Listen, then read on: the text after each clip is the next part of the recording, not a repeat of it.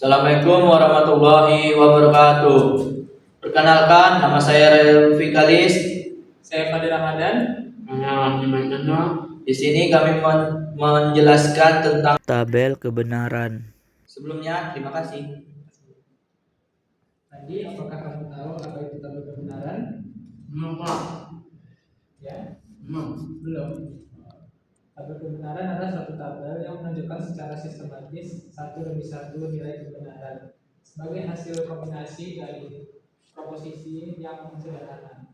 Dalam matematika komputasi, pernyataan kemudian dijadikan dalam bentuk simbol untuk melengkapi tabel kebenaran tersebut. Kita harus mengetahui dulu berapa banyak pernyataan yang termuat dari tabel itu sehingga tidak ada komposisi yang terlewatkan.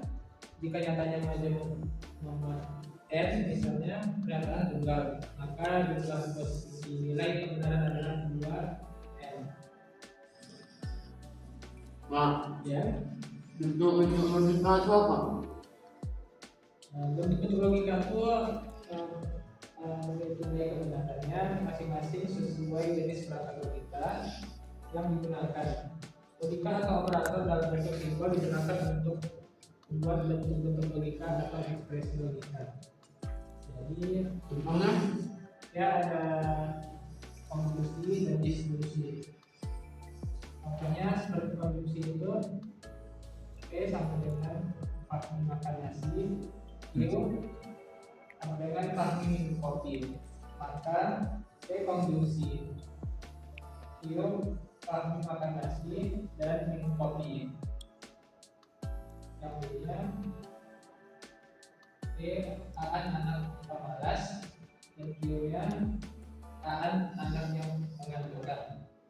Maka P konklusi Q adalah Aan anak yang pemalas dan mengantuk. Kalau distribusinya? Distribusi adalah pernyataan tersebut yang menggunakan kelompok atau dengan notasi bentuknya P.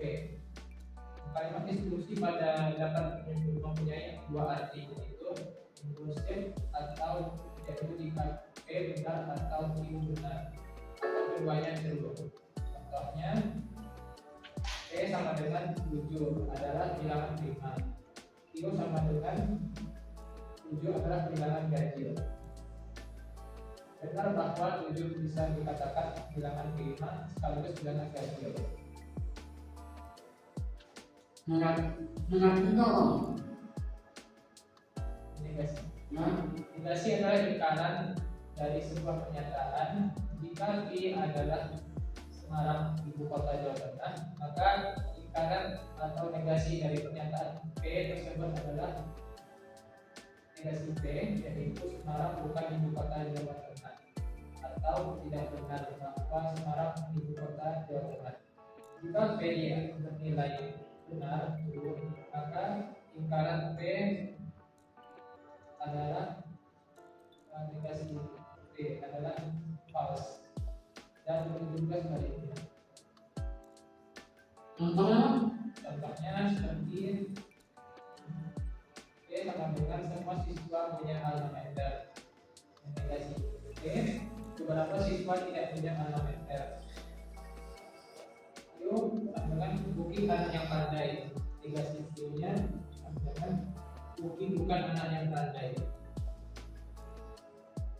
Indikasi atau pernyataan kondisional adalah pernyataan yang berbentuk jika P maka Q. Operasi implikasi diapakan dengan tanda muda atau tanda panah. Pernyataan jika P maka Q ditulis dengan notasi P implikasi atau panah.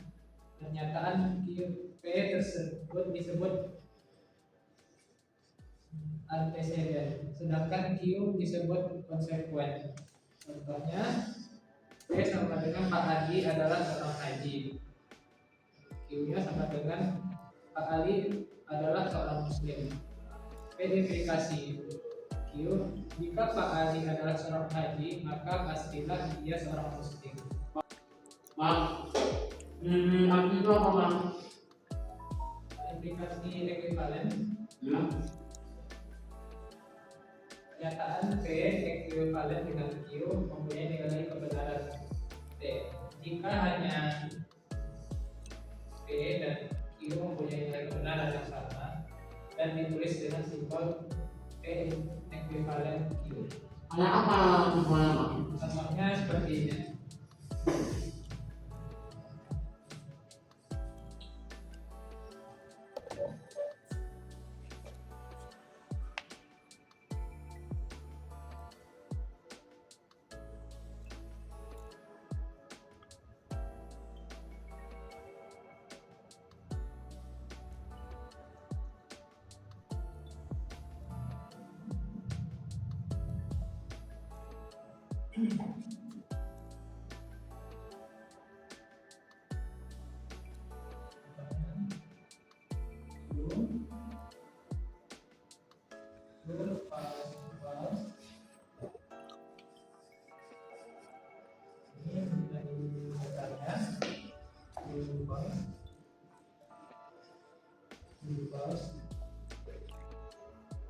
Dan jika kalau P ketemu Q di ekuivalen maka ditulis true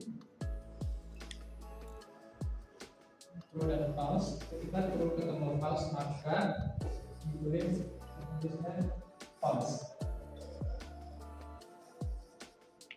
Begitu sebaliknya true dan false dan true maka false. Ketika sebaliknya kalau ketemunya sama false maka jawabannya true.